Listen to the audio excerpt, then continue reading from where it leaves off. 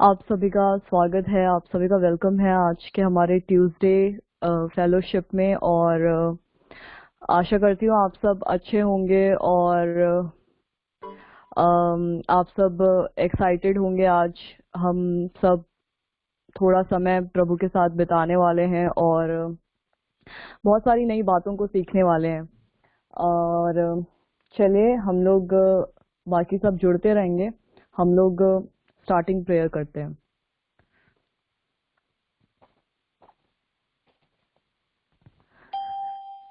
हे खुदावंत यीशु, हम आपके निकट आते हैं प्रभु।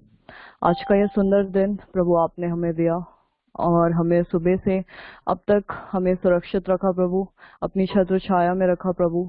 और हम अपने आप को आपकी कृपा से, आपकी दया से प्रभु भले चंगे पाते हैं। हाँ प्रभु, आज आपने फिर से हम सबको एकत्रित किया प्रभु, और हम आपको धन्यवाद देते हैं प्रभु कि हम आपकी योजना से प्रभु, हम चुने हुए लोग प्रभु एकत्रित हो पाते हैं प्रभु, और फेलोशिप कर पाते हैं, संगति कर पाते हैं प्रभु।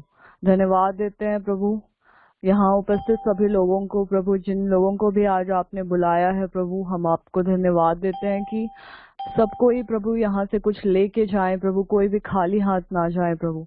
हाँ प्रभु, हम प्रत्येक जन को आपके चरणों में समर्पित करते हैं प्रभु, कि प्रत्येक जन आज यहाँ से विवेक बुद्धि लेकर जाए प्रभु, और प्रभु अपने जीवन में प्रभु वे आपके बताए हुए आज्ञाओं पे, बताए हुए वचनों पे चल सके प्रभु। हम प्रार्थना करते हैं प्रभु कि इस फेलोशिप में कोई भी टेक्निकल इश्यू नहीं आए प्रभु, और हमें आवाज सुनने में या देखने में कोई दिक्कत ना आए प्रभु, क्योंकि आप ही के टेक्नोलॉजी से प्रभु जब हम अपने अपने स्थानों में, अपने अपने घरों में हैं प्रभु, तो हम ये फेलोशिप कर पा रहे हैं प्रभु। होने पाए प्रभु कि कोई भी परेशानी ना आए और हम अपना फेलोशिप अच्छी रीति से कर पाए प्रभु। हाँ प्रभु, हम रचिता दीदी और बिलथाजर भैया के लिए प्रार्थना करते हैं प्रभु, जो हमारे बीच में आज वर्शिप और बाइबल शेयरिंग करने जा रहे हैं प्रभु। हाँ प्रभु, उन दोनों भैया दीदी ने तैयारी करके आए होंगे प्रभु, आपने उन्हें सिखाया है प्रभु। होने पाए प्रभु कि वे दोनों अच्छी तरीके से, अच्छी रीति से प्रभु आपकी स्तुति महिमा कर पाए, आपके वचनों को हमारे बीच में बांट पाए प्रभु।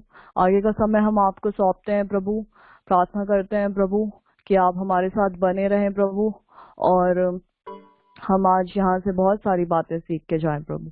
प्रार्थना करते हैं आपके प्यारे पुत्र यीशु मसीह के नाम पे, आमीन।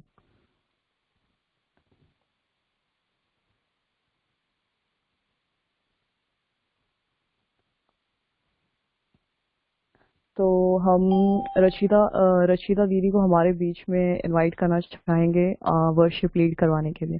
प्लीज वेलकम रचिता दीदी।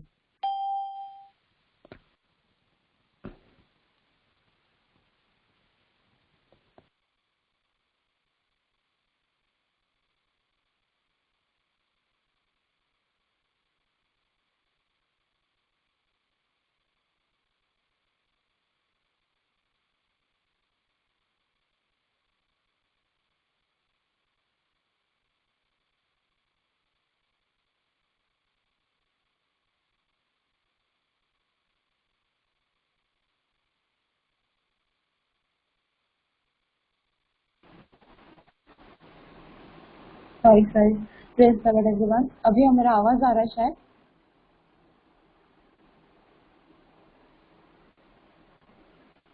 ओके। तो आज पहले मैं प्रभु को धन्यवाद देती हूँ कि आज आप सबके बीच में मुझे लाए, और आज जो भी हो सब प्रभु को धन्यवाद मिले। तो आज पहला एक सॉन्ग उन्हीं को धन्यवाद देते हुए, आज हम सब उन्हीं के वजह से आज जीवित हैं, तो उन्हीं को महिमा देते हुए एक गाना गाती हूँ, और हम सब वो गाएं मिलके, सब उसमें वर्शिप करें मिलके हम सब। आज ने बनाए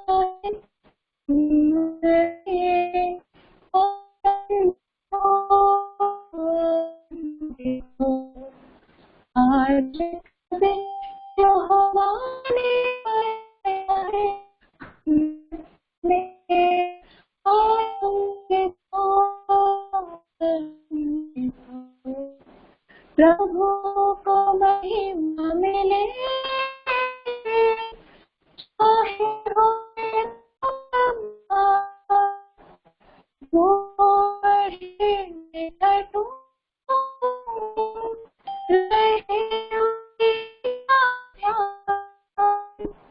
प्रभु को महिमा मिले, चाहे मेरा वो बढ़े में घटूं, रहे उस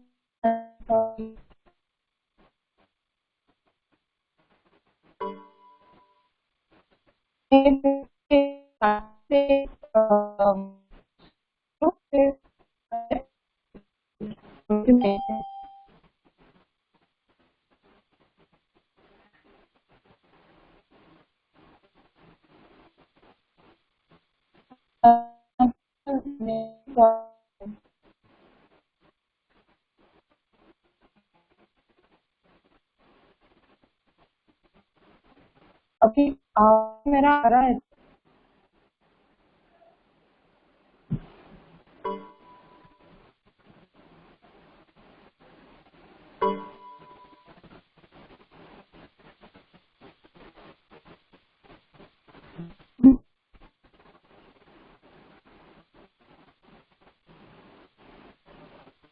तो अभी मैं स्टार्ट करती हूँ, फिर अगर बताइएगा।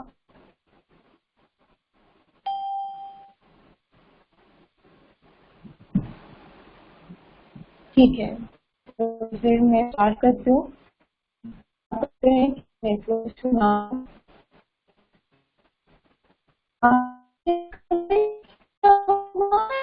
बनाया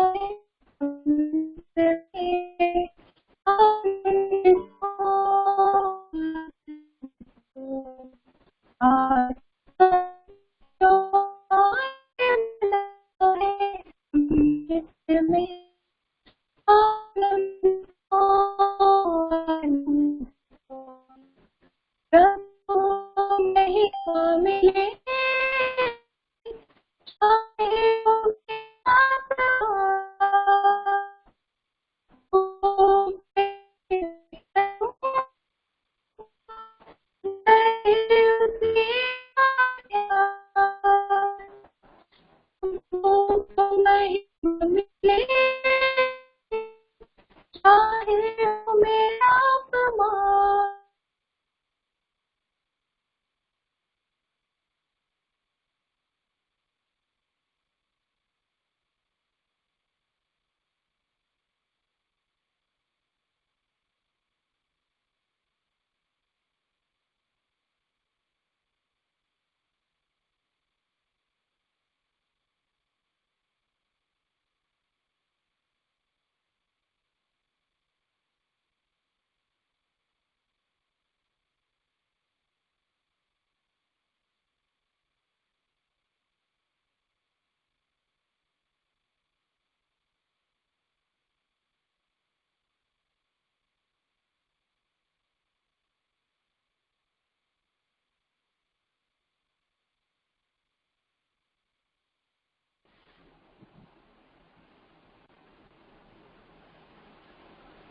मेरा यहाँ पे बहुत नेट का प्रॉब्लम हो रहा है, तो मेरा बार बार कर अभी आवाज आ रहा है।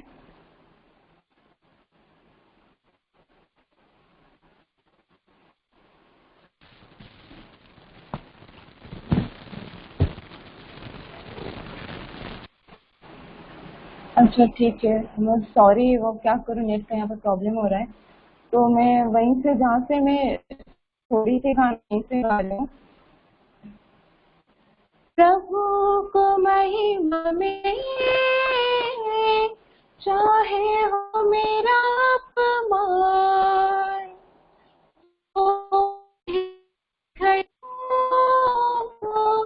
रहे उसी का प्यार। यहोवा ने बनाया है, हम इसमें आनंदित हो, आनंदित हो। आज का दिन यहोवा ने बनाया है, हम इसमें आनंदित हो, आनंदित हो। स्तुति प्रशंसा करे, क्यों ना कुछ होता रहे, उसको हम भाते रहे, चाहे जहाँ भी रहे।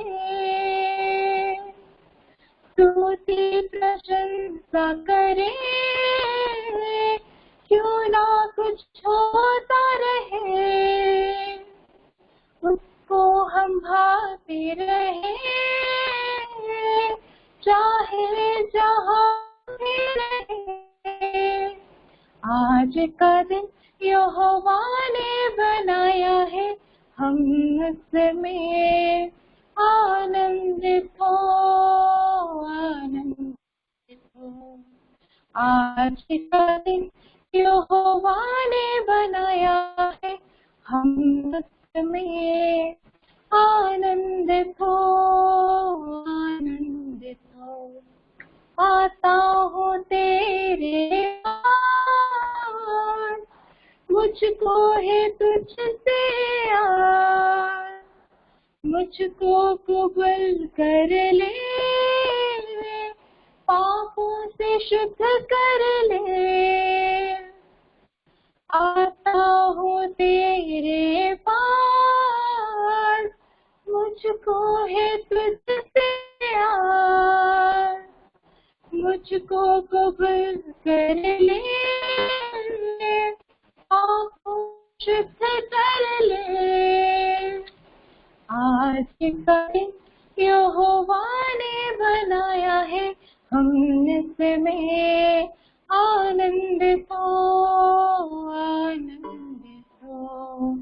आज का दिन यहोवा ने बनाया है, हम इसमें आनंदित हो, आनंदित हो। और एक गाना मैं गाना चाहती हूँ।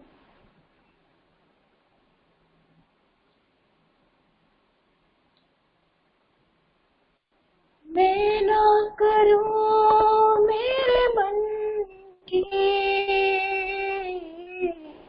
दौड़ूं तेरे स्पर्श को। मैं ना करूँ मेरे मन की, दौड़ूं तेरे स्पर्श को। लग जाए ऐसे लत तेरी, कुछ और ना अबर जाए। तेरी हर ख्वाहिश को मैं अपनी आदत बना लूं, ऐसा मुझको बना, ऐसा मुझको बना। तेरी हर ख्वाहिश को मैं अपनी आदत बना लूं, ऐसा मुझको बना, ऐसा मुझको बना। तेरी आदतों को भर दे, मैं अंदर तेरी चाहतों को भर दे। मेरे अंदर तेरी आदतों को भर दे,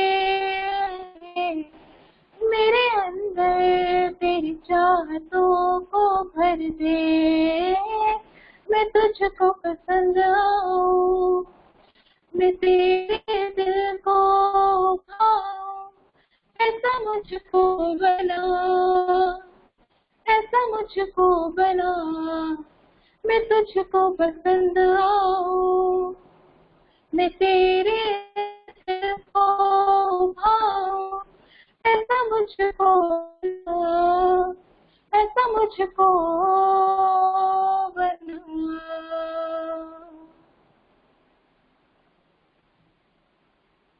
अगर टाइम हो तो मैं क्या और एक गा सकती हूँ या इतना ठीक है?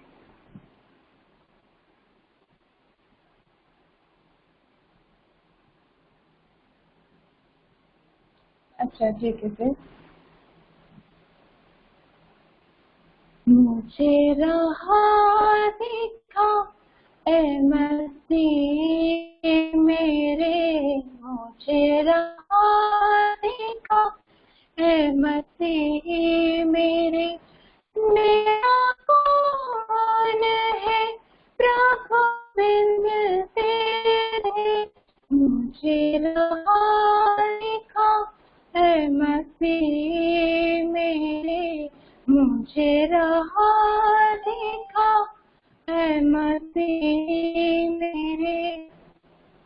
आंखें मेरे किस काम की, तुझे गए ना देखे,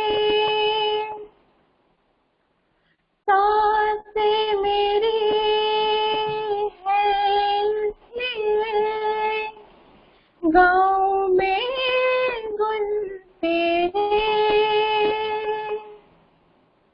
आंखें मेरे किस काम की, तुझे गए ना देखे,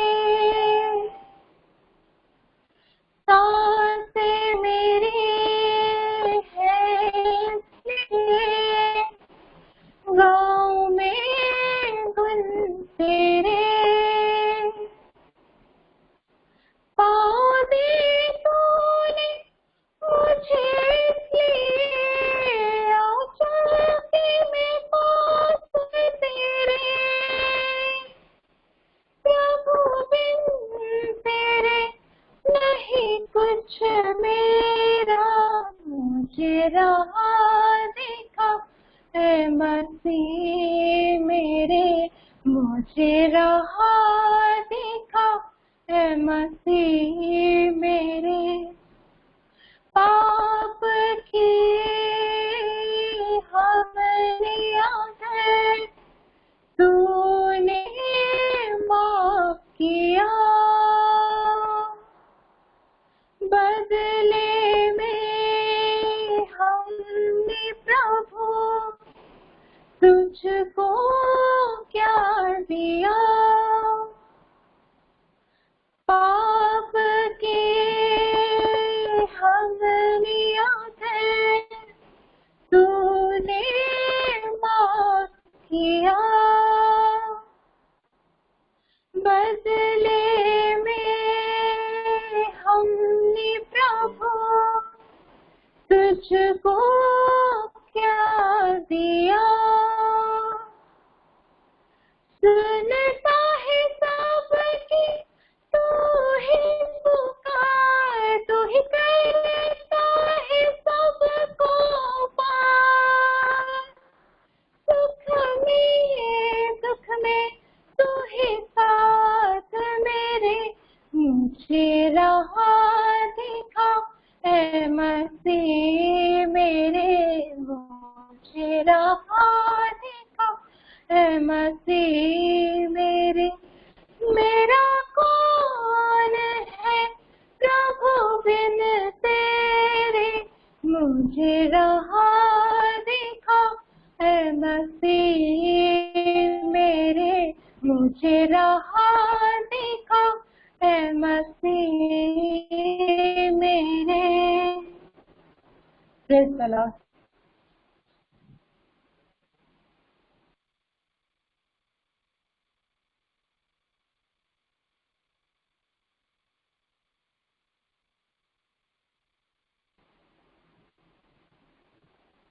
जी मेरा इतना गाना खत्म हुआ।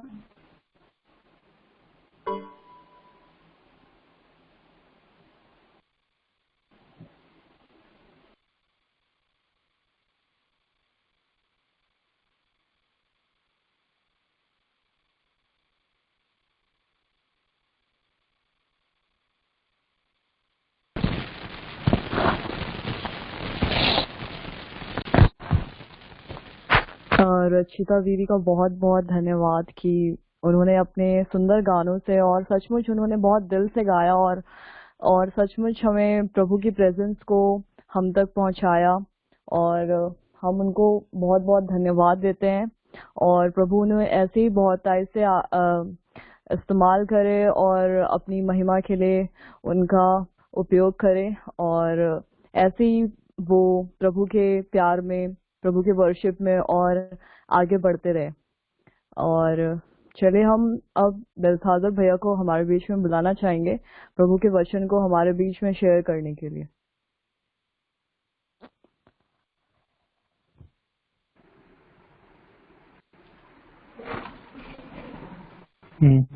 हेलो। सबको मेरी आवाज आ रही है ना?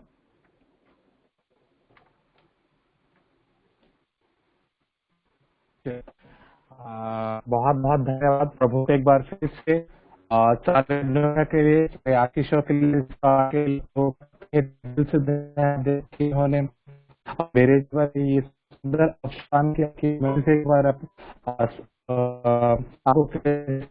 उन वचनों को बांटने, संगत को करने के लिए मैं उपस्थित हो पाता हूँ। मैं पूरे मन से देता हूँ। जब मैं बहन के गीतों को सुन रहा था तो मन बहुत आनंदित हो रहा था। कारण ये था कि शुरू जब उन्होंने स्टार्ट किया था अपने गीतों को, दो गीत हो रहे थे को आवाजें ब्रेक हो रहा था, मगर बहन ने अपने कोशिशों को वो करती रही और मतलब के बावजूद भी वो पे ध्यान रहा और फिर उन्होंने आराधना कराया। बहन का बहुत बहुत धन्यवाद उनको दे। प्रभु उनको और अपनी महिमा के लिए उपयोग करे। जहां जहां भी प्रभु का कार्य होता है, बहन उन स्थानों पर जाके प्रभु के कार्यों को करे। प्रभु उनको बहुत आशीष दे। आइए हम एक छोटी सी दुआ करेंगे। अपने सर को उठाएं, आंखों को बंद करें।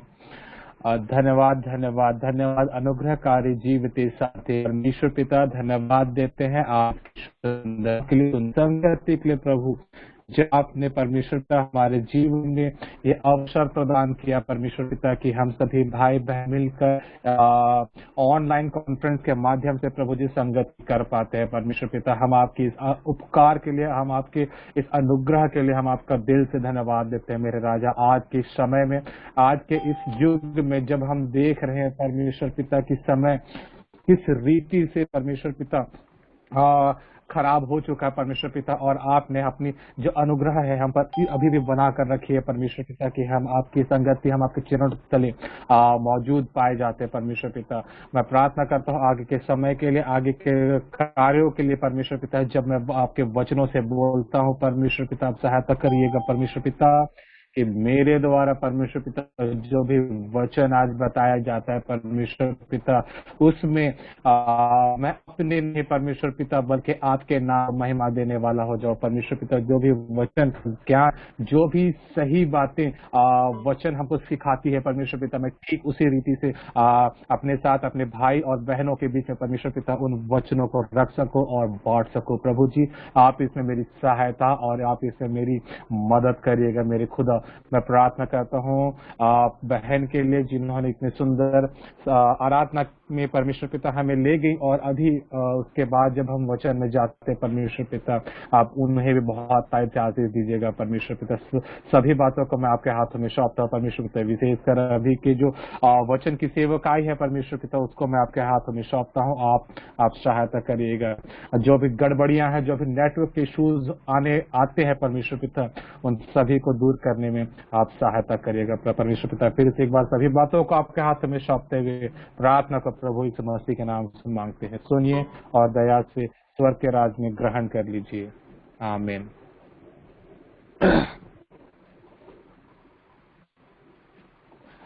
एक बार फिर से पूछना चाहूंगा, सबको मेरी आवाज क्लियर आ रही है ना? मैं सबको क्लियर दिख तो रहा हूं ना? अगर किसी को कोई ऐसा इश्यू है तो वो बता सकते हैं। चलिए बहुत अच्छी बात है। विवेक को मेरी आवाज बहुत अच्छे से आ रही है। अच्छा फैन ऑफ कर लेते तो ठीक है, चलिए तो मैं फैन ऑफ कर देता हूँ।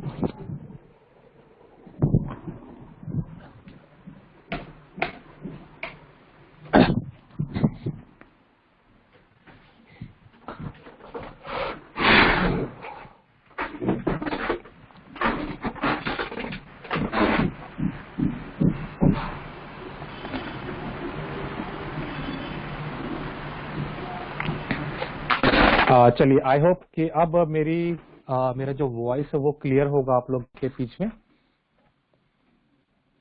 चलिए बहुत बहुत धन्यवाद सभी बातों के लिए। परमेश्वर पिता को धन्यवाद एक बार फिर से इतनी अच्छी संगति के लिए। दूर निकट में होते हुए भी हम परमेश्वर की संगति कर पाते हैं, अपने लोगों के साथ जुड़ पाते हैं। ये बहुत ही सौभाग्य की बात है कि हम अभी भी जीवितों के बीच जीवित पाए जाते हैं। मैं एक छोटी सी अपनी गवाही बताना चाहूंगा, मगर उससे पहले जो आज का वचन है मैं उस वचन में जाना चाहूंगा, जो वचन परमेश्वर ने मेरे लिए आज चुना है कि मैं आपके बीच में उन वचनों के बीच से बता सकूं, सिखा सकूं। वो वचन हमको मिलता है पहला कुरिन्थियों की पत्री, उसका 15वां अध्याय 35 से लेके 41 पद तक। पहला कुरिन्थी उसका 15वां अध्याय 35 से लेके 40 पद तक। The chapter of First Corinthians chapter 15 and words 35 to 41। कुरिन्थियों की पत्री पहली पत्री उसका 15वां अध्याय 35 से लेके 41वें पद तक। इसमें वचन इस प्रकार से कहता है, अब कोई यह कहेगा मुर्दे किस रीति से जी उठते हैं और कैसी देह से आते हैं। हे निर्बुद्धि, जो कुछ तू बोता है जब तक वह ना मरे जिलाया जाता है, और जो तू बोता है यह वह देह नहीं जो उत्पन्न होने वाली है, परंतु निरा दाना है, चाहे गेहूं का चाहे किसी और अनाज का। परंतु परमेश्वर अपनी इच्छा के अनुसार उनको देह देता है, और हर एक बीज को उसकी विशेष देह। सब शरीर एक समान नहीं, मनुष्यों का शरीर और है, पशुओं का शरीर और है, पक्षियों का शरीर और है, मछलियों का शरीर और है। स्वर्गीय देह है और पार्थिव देह भी है, परंतु स्वर्गीय देहों का तेज और है और पार्थिव का और।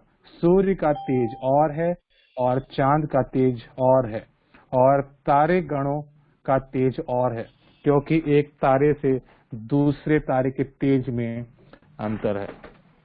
यहाँ तक आमीन। एक छोटी सी गवाही मैं अपने बारे में बताना चाहूंगा आप सभी के बीच में। मैंने आज ऐसा वचन इसलिए चुना है, जनरली देखते हैं कि ऐसे वचन जीवन और मृत्यु जो वचन आज मैंने चूज किया है, इन सारे वचनों की सेवका जनरली जब ईस्टर होता है वहां पे की जाती है, या तो जहाँ पे किसी घर में कोई मृत्यु होती है उन घरों में ऐसे वचनों की सेविकाई की जाती है। मगर आज मैंने ऐसे वचन को इसीलिए चुना है क्योंकि मैं एक दौर से गुजरा हूँ। वो दौर था कोविड का दौर। अभी कुछ दिन पहले लास्ट वीक मेरा कोविड पॉजिटिव आया था। काफी वीकनेस था शरीर में, फीवर भी आया, मगर परमेश्वर का अनुग्रह हुआ कि मैं 5वें दिन पे ही रिकवर कर लिया। और जब 6वें दिन मैंने दोबारा से टेस्ट के लिए गया, तो वो जो टेस्ट था वो नेगेटिव आया। RT-PCR और रैपिड टेस्ट मैंने दोनों कराया, दोनों ही टेस्ट नेगेटिव रहा। तो यही कारण था कि मैं एक बार से गुजरा था और अभी मेडिकल लीव पे हूँ 14 दिन के। तो परमेश्वर पिता का मैं धन्यवाद देता हूँ कि जब मैं ऐसी बीमारी से ग्रसित पूरी दुनिया जूझ रही है, जब वो मेरे शरीर में था, तो वो बीमारी, वो वायरस के मेरे शरीर में होने के बाद भी मुझे ज़्यादा परेशानी नहीं हुई, मुझे ज़्यादा प्रॉब्लम्स नहीं हुए, और मैं आपके सामने आज चंगा पाया जाता हूँ, और मेरा अभी का रिपोर्ट जो है वो नेगेटिव हो गया है। तो मैं परमेश्वर पिता को धन्यवाद देता हूँ इन सारे अनुग्रह और आशीष के लिए। तो आइए हम वचन में वापस जाते हैं। ये जो पहली कुरिन्थी की ये जो कुरिन्थियों की पत्री है, ये प्रेरित पौलुस के द्वारा लिखी गई थी कोरिन्थ की कलीसिया के लिए, है ना। पौलुस प्रेरित के द्वारा इस पत्री को लिखा गया था कोरिन्थ की कलीसियाओं के लिए। एक लंबा समय पौलुस ने कोरिन्थ शहर में अपना बिताया था, करीबन 1.5 साल, लगभग देखा जाता है वो 18 महीने के आसपास होते हैं। तो एक लंबा समय उन्होंने कोरिन्थ के शहर में बिताया, और यहाँ पे बहुत प्रकार की अनैतिकता इस शहर में जो थी वो बढ़ रही थी। तो उन अनैतिकताओं को दूर करने के लिए वो जो गलत शिक्षाएं, जो गलत बातें के बीच उत्पन्न हो गई थी, उन गलत खंडन के लिए सारी बात को स्पष्ट रही जो इन इस पत्री को है ना। तो ये जो पत्री है ये विशेष कोरिन्थ की कलीसिया के लिए लिखी गई है, जहाँ कई प्रकार की गलत शिक्षाएं, अधर्मी लोग उत्पन्न हो गए थे, और उन्होंने उनके शहर में जो क्या गलत बातें हो रही थी, अगर हम इसको पढ़ेंगे तो समझ में आएगा। एक्चुअली अगर देखा जाए तो ये जो पहला कुरिन्थी की पत्री है ये 2 भाग में है, एक पहला भाग और दूसरा भाग। अगर हम इसको पढ़ेंगे तो पहला भाग जो अगर देखा जाए तो वो चैप्टर 1 से लेकर चैप्टर 6 तक ये पहला भाग होता है। उसके बाद जो दूसरा भाग है वो 7वें चैप्टर से लेकर आखिरी चैप्टर जो 16वां चैप्टर है वहां तक जो दूसरा भाग है वो होता है। इसमें जो मेनली जो मैंने आज पद उठाया है, इसमें अगर हम देख पाते हैं तो जो अगर हम स्टार्टिंग में पढ़ते हैं तो हमको जीवन और मृत्यु के बारे में बताया गया है ना।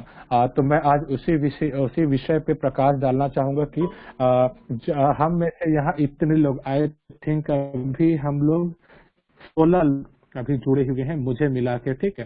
तो मैं ये मानता हूँ कि हम में से अभी सारे 16 लोग, ये लोग सभी लोग आप सभी के फैमिली में कहीं ना कहीं ऐसा होगा कि आपके फैमिलीज में कोई ना कोई, चाहे वो दूर हो चाहे निकट वाले हों, कोई ना कोई ऐसा पॉजिटिव या कोविड ऐसा किसी न किसी से आप रिलेट करते होंगे, है ना। तो सबके पास एक गवाही है, अगर हम सुनना चाहेंगे सबके पास एक गवाही होगी इस वायरस को लेकर। जब पूरी दुनिया परेशान है, सब बहुत से लोग अपने जीवनों को उनका जीवन समाप्त हो गया है, बहुत से लोगों का जीवन, है ना। तो हम देख सकते हैं कि परमेश्वर का अनुग्रह हम पर हुआ है कि हम अभी भी जीवित पाए जाते हैं। तो आज मैं उन्हीं विषयों पे बात करूंगा, खासकर मृत्यु के विषय में बात करना चाहूंगा, और मृत्यु के बाद का लाइफ, मृत्यु के बाद का जो जीवन है वो क्या चीजें हैं। तो उन सारी बातों को आज आप लोगों के बीच में शेयर करना चाहूंगा। जैसा कि जब हम अगर पढ़ते हैं 35वें पद को, 15 के 35वें पद को, यहाँ पे वचन कहता है, अब कौन यह कहेगा मुर्दे किस रीति से जी उठते हैं और कैसी देह के साथ आते हैं। यहाँ पे देखिए एक क्वेश्चन वो हो गया है कि क्वेश्चन मार्क जैसा पूछा गया है कि मुर्दे किस रीति से जी उठते हैं। तो अगर हम इस क्वेश्चन को अगर किसी भी मसीही व्यक्ति से या जो भक्त हैं, जो प्रभु को मानने वाले हैं, अगर हम उनसे पूछते हैं तो उनका जवाब सबका यही रहेगा कि मरे हुए लोग कैसे जी उठेंगे। अगर हम उनसे पूछते तो उनका जवाब यही रहेगा कि जैसे यीशु मसीह मरे हुए में से जी उठे, वैसे ही हम भी मरे हुओं में से जी उठेंगे। और ये इस बात को अपने लोग अभी इस स्थान पर उपस्थित हैं, ये इस बात को प्रमाणित करता है कि हम प्रभु यीशु मसीह के पुनः जी उठने के बाद पे हम यकीन करते हैं, और इसीलिए हम आज इस स्थान पर एकत्रित हैं परमेश्वर के वचन को सुनने के लिए। तो ये क्या ये तो यही प्रमाण है, सबसे बड़ा प्रमाण कि प्रभु यीशु मसीह मुर्दों में से जी उठा, और हम सभी लोग उनके इस बात पे भरोसा करते हैं, उनके इस कार्य को विश्वास करते हैं, उनके इस कार्य पे, इसीलिए हम आज इस स्थान पर एकत्रित हैं। तो मृत्यु के बारे में मैं कुछ चीजों को बताना चाहूंगा कि मृत्यु असल में जब हम देख सकते हैं कि इस संसार में जितने भी लोगों ने जन्म लिया है उनका अंत एक ना एक दिन होना ही है। ऐसा कोई नहीं है जो मरने वाला नहीं है, है ना। सबको जिन्होंने भी जन्म लिया है सबको एक ना एक दिन उनको मृत्यु आनी ही है। इनफैक्ट जब प्रभु यीशु मसीह मनुष्य शरीर धारण करके आए तो उनकी भी मृत्यु हुई, है ना। तो हम देख सकते हैं कि मृत्यु सबको आना है, मगर अच्छी बात यह है कि जो मसीह में है उनकी मृत्यु एक नए जीवन के लिए है, और जिनका जीवन मसीह में नहीं है उनकी मृत्यु बहुत भयानक है, क्योंकि उनकी मृत्यु अनंत मृत्यु है। उसके बाद उनके पास कोई जीवन नहीं है। मगर जो मसीह में सो जाते हैं, जिनकी मृत्यु मसीह में होती है, उनके लिए मृत्यु के बाद एक नया जीवन स्टार्ट होता है। वो है अनंत जीवन, जहाँ पे वो परमेश्वर पिता के साथ रह के अनंत विश्राम में उनके साथ विश्राम करेंगे। तो ये सारी चीजें हैं। जो मृत्यु है वो एक अंत नहीं है, बल्कि एक असली जीवन का आरंभ है। अगर हम देखें तो, है ना, मृत्यु एक अंत नहीं है बल्कि एक असली जीवन है, उसका आरंभ है। जैसा कि हम जानते हैं कि जो मनुष्य है वो त्रिभाग्य प्राणी है। मनुष्य की रचना कैसे हुई है? मनुष्य की रचना तीन चीजों को मिलकर हुई है। पहला देह, दूसरा प्राण, तीसरी आत्मा। देह, प्राण और आत्मा, ये तीन चीजें जब मिलती है तब मनुष्य की रचना होती है। इसमें से अगर हम देखेंगे तो जो प्राण है और आत्मा है वो हमारे शरीर के अंदर है ना, वो दिखता नहीं है। प्राण और आत्मा वो दिखता नहीं है, और जो आत्मा है वो हमारा शरीर है। ये जो शरीर है ये है ये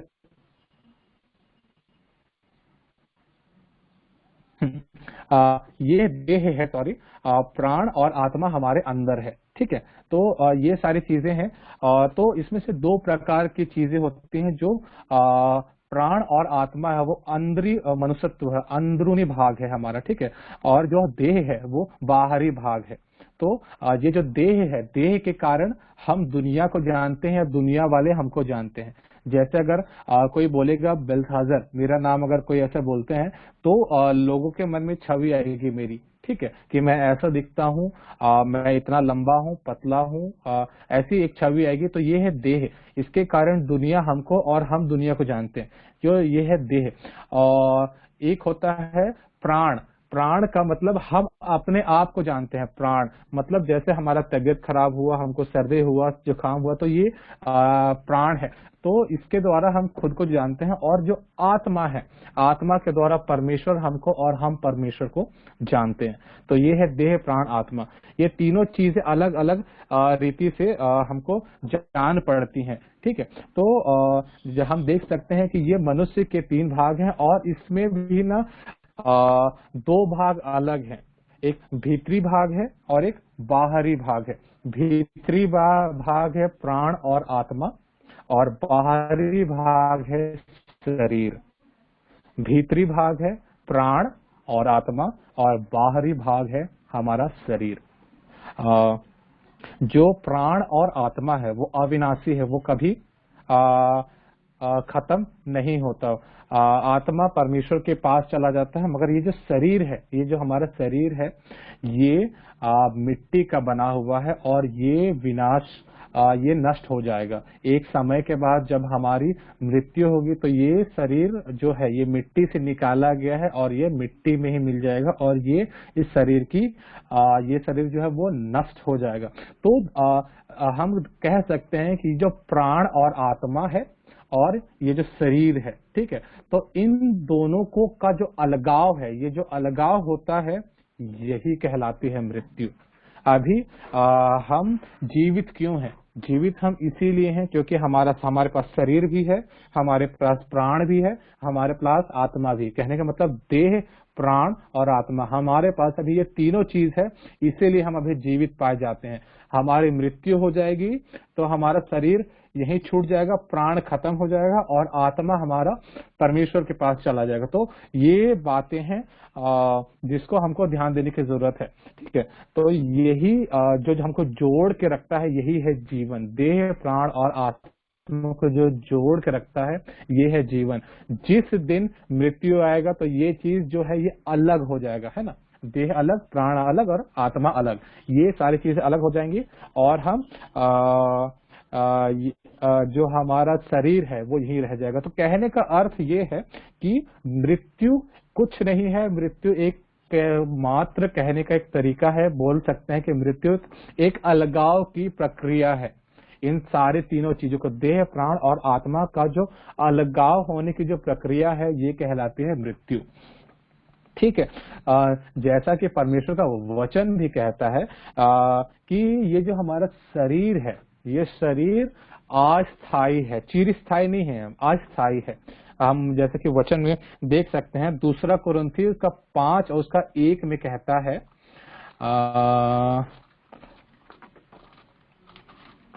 दूसरा कुरिन्थी 5 उसके 1 में कहता है, क्योंकि हम जानते हैं कि जब हमारा पृथ्वी पर का डेरा सरीखा घर गिराया जाएगा, यहाँ पे वचन कहता है पृथ्वी का हमारा डेरा सरीखा घर गिराया जाएगा। कहने का मतलब ये डेरा सरीखा घर मतलब हम जिस घर में रहते हैं वो घर नहीं, डेरा सरीखा घर मतलब हमारा शरीर, ये है डेरा सरीखा घर। मतलब ये जो हमारे प्राण और आत्मा है, ये यहाँ पे टेम्पररी है, कुछ समय के लिए हम यहाँ रहते हैं, अपने शरीर को धारण किए इस शरीर को। इसके बाद ये घर गिराया जाएगा और जो हमारा परमानेंट घर है, चिरस्थाई घर है, वो स्वर्गीय घर है। यहाँ पे वचन कहता है डेरा सरीखा घर गिराया जाएगा तो हमें परमेश्वर की ओर से स्वर्ग पर एक ऐसा भवन मिलेगा जो हाथों से बना हुआ घर नहीं परंतु चिरस्थाई होगा। ठीक है, तो हम कह सकते हैं कि ये जो मृत्यु की प्रक्रिया है, ये सबको पूरा करना है। और ये जो मृत्यु की प्रक्रिया है, इसको पूरा करने के बाद जब हम अपने इस डेरे सरीखे घर को, अपने शरीर को यहाँ छोड़ के जाते हैं, तो हमको एक दूसरा घर दिया जाएगा और वो दूसरे घर में हमको निवास करना है। हम इस शरीर में 60 साल, 70 साल, 80 साल, ज्यादा से ज्यादा 100 साल रह सकते हैं। उसके बाद हमको इस शरीर को छोड़ के जाना ही, इस डेरे सरीखे घर को छोड़ के जाना ही है और हमको निवास करना है अपने चिरस्थाई घर में जो स्वर्ग में है। ठीक है, तो ये सारी चीजें हैं जो मृत्यु के बारे में मैं आपको बताना चाहता हूँ। तो जैसा कि मैंने आपको बताया, मृत्यु का अर्थ है अलगाव, है ना। मृत्यु जब जीवन में आती है तो ये सारी चीजें, देह, प्राण और आत्मा, ये सारी चीजें अलग हो जाती हैं। ठीक है, तो मृत्यु का विपरीत क्या होता है? मृत्यु का विपरीत होता है जीवन। ठीक है, और जीवन का अर्थ अगर हम आत्मिक अर्थ में देखेंगे तो जीवन का अर्थ है संगति, संगति, है ना। जिस तरीके से मृत्यु के आने से ये सारी चीजें अलग हो जाती हैं, उसी प्रकार से जब हम जीवन रहता है तो ये सारी चीजें इकट्ठी रहती हैं, देह, प्राण, आत्मा। ठीक है, तो ये सारी चीजें एक इकट्ठी रहती है, एक साथ रहती है। तो इसीलिए जब जहां भी जीवन की बातें होती हैं, जहां भी जीवन की बातें आती हैं, वहां पे हम देख सकते हैं कि वहां पे जीवन की बातें एक संगति को दिखाती है और मृत्यु की बातें एक अलगाव को दिखाती है ना। तो हम इन सारी चीजों को देख सकते हैं। और एक चीज मैं बताना चाहूंगा कि जो भक्त लोग रहते हैं, जो मसीही लोग रहते हैं, उनके लिए सारी बातें मिलके भलाई को उत्पन्न करती है। जैसा वचन भी कहता है, सभी बातें मिलकर मसीही लोगों के लिए भलाई को ही उत्पन्न करते हैं, चाहे वो मृत्यु ही क्यों ना हो, है ना। इसका मैं आपको प्रमाण दूंगा कि किस रीति से सारी बातें मिलके भलाई को ही उत्पन्न करती हैं। जैसा कि हम देख सकते हैं, जो मृत्यु है वो कई लोग मृत्यु से काफी ज्यादा भयभीत होते हैं, भयानक लगती है मृत्यु उनको, कई लोगों को। और ये किन लोगों को लगती है? जो मसीह में नहीं है, जिनको जीवन की बातें नहीं पता है। अगर आपको और मुझे जीवन की बातें पता है कि अगर मुझे पता है कि मेरा जीवन साफ है, मेरा जीवन में परमेश्वर से जी है, परमेश्वर के साथ चला है, तो मुझे मृत्यु का भय कभी नहीं आएगा, बल्कि मुझे मृत्यु का इंतजार होगा कि कब मैं अपने जीवन जो है मेरा ये समाप्त हो और मैं परमेश्वर के साथ जाके रहूं। क्यों? क्योंकि जब हम इस पृथ्वी पर रहते हैं, ये बहुत सारे प्रॉब्लम्स आते हैं, हमको खाने का, हमको अपने करियर का, हमको अपने पढ़ाई का, अपने फैमिली का, अपने और भी बहुत सारी चीजें हैं जिनको हमको ना मतलब सहना पड़ता है, देखना पड़ता है अपने लाइफ में, ठीक है। मगर जब हम इस शरीर को छोड़ के जाते तो ये सारी चीजें खत्म हो जाती हैं। हमको किसी भी चीज की चिंता करने की नहीं है, जरूरत नहीं है, क्योंकि हम जिस स्वर्ग में जा रहे हैं वहां पे हर चीज है, हर चीज है। हमको किसी भी चीज के लिए एफर्ट या परिश्रम करने की जरूरत नहीं है। इसीलिए बोलते हैं जो धर्मी लोग हैं, जो मसीही लोग हैं, उनकी मृत्यु ये सारी चीजों को उनके और करीब ले आती है, इसीलिए वो लोग आनंदित होते हैं। और हम देख सकते हैं कि जब किसी भी धर्मी व्यक्ति की या किसी भी मसीह व्यक्ति की जब मृत्यु होती है तो स्वर्ग उनसे भी प्रसन्न होता है। स्वर्ग एक धर्मी व्यक्ति की मृत्यु से प्रसन्न होता है। क्यों प्रसन्न होता है? क्योंकि वो स्वर्ग इसीलिए प्रसन्न होता है क्योंकि जब कोई धर्मी व्यक्ति के लाइफ का अंत होता है, वो स्वर्ग में जाता है, और जैसे ही वो वहां उस स्थान पर पहुंचा है, उस स्थान पे आनंद माहौल होता है। मैं आपको बताना चाहूंगा कि स्वर्ग 3 बातों से प्रसन्न होता है। स्वर्ग को अगर हमको प्रसन्न करना है, स्वर्ग प्रसन्न करना है, मतलब वहां पे स्वर्गदूतों को, परमेश्वर पिता को, पुत्र प्रभु यीशु मसीह को, और जो जितने भी जो अभी के जो मसीह में सोए हुए लोग हैं, ये सारे लोग स्वर्ग में हैं, ठीक है। तो अगर हमको इन सारे लोगों को प्रसन्न करना है, अर्थात हमको स्वर्ग को प्रसन्न करना है, तो 3 चीजों के द्वारा हम स्वर्ग को प्रसन्न कर सकते हैं। पहला, अगर हम किसी ऐसे व्यक्ति को परमेश्वर की ओर फिर आते हैं जो पापी है और अपने जीवन से निराश है और हताश है, अगर हम किसी ऐसे व्यक्ति को परमेश्वर की ओर लाते हैं, मतलब पापी के मन फिराने से स्वर्ग प्रसन्न होता है, पहला। दूसरा, कोई भी अगर उद्धार पाया हुआ व्यक्ति, एक व्यक्ति ने अपने पापों से मन फिराया, उसने उद्धार पाया, और वो उद्धार पाया हुआ व्यक्ति अगर बपतिस्मा लेता है तो उससे भी स्वर्ग प्रसन्न होता है। जब एग्जाम्पल आपको मैं देना चाहूंगा कि जब प्रभु यीशु मसीह बपतिस्मा ले रहे थे, तब स्वर्ग से आवाज आई कि यह मेरा प्रिय पुत्र है, इससे मैं प्रसन्न हूं। ऐसी प्रभु यीशु मसीह के लिए बपतिस्मा के समय ऐसी क्या बोलना चाहिए, ऐसी बातें हुई है ना। परमेश्वर पिता ने कहा, वचन में कहते हैं कि यह प्रभु यीशु, यह मेरा प्रिय पुत्र है और इससे मैं प्रसन्न हूं। क्यों? कब कहा? जब उन्होंने बपतिस्मा लिया, तब। प्रभु यीशु मसीह ने इतने सारे आश्चर्य कर्म किए, बीमारों को चंगा किया, रोगियों को उनके रोग से दूर किया, और बहुत सारे पापियों को उनके पाप से मुक्त किया, है ना। मगर जो स्वर्ग से जो आवाज थी वो कब आई? जब प्रभु यीशु मसीह ने बपतिस्मा लिया। ये थी दूसरी चीज। और जो तीसरी चीज है वो है स्वयं मृत्यु।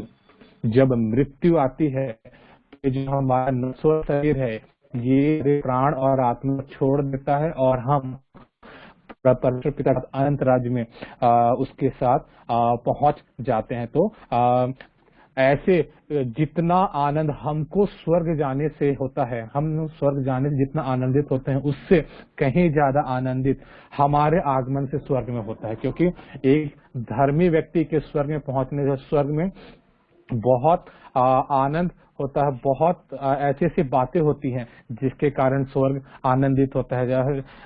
जैसे कि हम उदाहरण के तौर पर देख सकते हैं, एक प्रभु के दास हैं, वो एक बार उन्होंने वो कह रहे थे कि देखिए, जब एक धर्मी व्यक्ति पुरुष की मृत्यु होती है, जब भी कोई किसी भक्त की मृत्यु होती है, तो वो प्रसन्न होता है। क्यों? क्योंकि वो स्वर्ग जा रहा है, उसको इतना वो निश्चय रहता है कि वो स्वर्ग जा रहा है।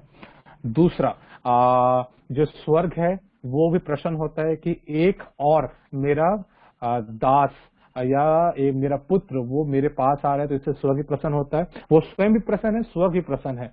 और हम यहाँ पे रहने वाले, इस पृथ्वी पे रहने वाले जो उनके रिश्तेदार होते हैं, वो अपनी छाती पीटते हैं, दुखी होते हैं और अब विलाप करते हैं। क्या ये विलाप का विषय है? अगर कोई भी व्यक्ति प्रभु यीशु मसीह में सो जाता है, तो सोचिए वो स्वयं प्रसन्न है और स्वर्ग उनके लिए प्रसन्न है। तो क्या हमको उनके लिए परमेश्वर पिता को धन्यवाद नहीं देना चाहिए? निश्चय ही देना चाहिए। इसीलिए जब भी कोई मृत्यु होती है, आप सभी ने देखा होगा कि हम अपने कलीसियाओं में जाते हैं और परमेश्वर पिता का धन्यवाद करते हैं, है ना। धन्यवादी भेंट चढ़ाते हैं कि प्रभु जी आपने उसको अपने पास बुला लिया, है ना।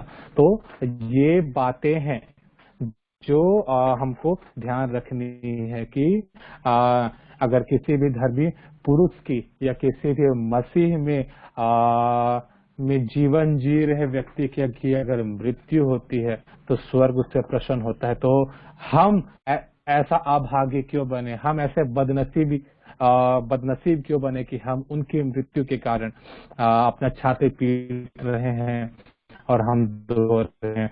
निश्चय ही अगर इसको हम देखेंगे तो हमको दुखी होने की जरूरत नहीं है, क्योंकि हम शरीर में रहते हैं। शरीर में रहते ही जब हमारा रिश्तेदार दूर हो जाता है, बिछड़ जाता है, तो वेदनाएं और जो दुख है और जो अकेलापन होने का जो एहसास है, उसके कारण हम दुखी जरूर होते हैं। मगर अगर ऐसे हालातों में भी अगर हम मसीह को पकड़े रहेंगे, अगर हम उनको धन्यवाद देते रहेंगे, तो मसीह की आत्मा हमको ऐसी शांति से भर देगी जिसके कारण हम उन परिस्थितियों में भी हम परमेश्वर पिता को धन्यवाद देते हुए हम उन लोगों के लिए आनंदित हो पाएंगे जो मसीह से मिलने के लिए जा रहे हैं, है कि नहीं। तो हमको इन बातों का ध्यान रखना है। और ये जो मृत्यु की प्रक्रिया है, ये अंत नहीं है। एक समय आएगा जब हम सब एक साथ मिलेंगे, सभी लोग मिलेंगे, और उसके बाद हम एक नए अनंत जीवन की ओर हम बढ़ेंगे। तो क्या बोलना चाहिए, मैं आप लोगों से चीज निवेदन करता हूं कि जहां भी ऐसी कोई बात आती है जहां पे लोग निराश और हताश होते हैं, जहां पे उनके परिवार से कोई उनसे बिछड़ जाते हैं, तो आप उनको ऐसे ही निराशा और आप उनको ऐसी सांत्वना प्रदान करिए, है ना। क्योंकि उनको, कई लोगों को ऐसा लगता है कि मृत्यु हो गया उनके साथ, उनका मृत्यु हो गया तो उसके बाद मैं उनसे कभी नहीं मिल पाऊंगा।